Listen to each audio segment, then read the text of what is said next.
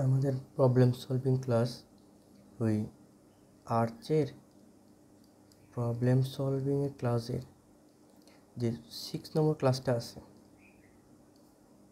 6 না 5 নম্বর যে ক্লাসটা আছে ওই ক্লাসের ঠিক 6 মিনিট 23 সেকেন্ডে একটা অ্যানিমেশন দিয়েছিলাম যে ওয়াই হচ্ছে এখানে।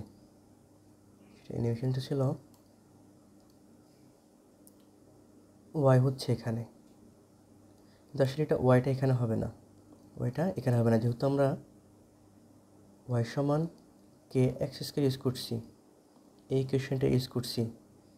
এই ইকুয়েশনের ওয়াইয়ের মানটা হবে উপরের এই অংশটুকু। হ্যাঁ, তাহলে আমরা এই যে নিচে ওয়াইয়ের মানটা এটা দিব না, এই ওয়াইয়ের যে লাইনটা আসছে ঠিক 6 মিনিট 23 সেকেন্ডে সেটা উপরে হবে, উপরে হবে। যার কারণে যখন এই সি পয়েন্টে মোমেন্ট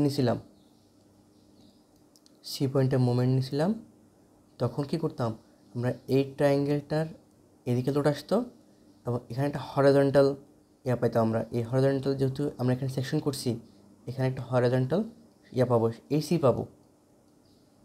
ঠিক আছে, যার কারণে আমরা কী করতাম, এই ট্রায়াঙ্গেলটার লোড ইন্টু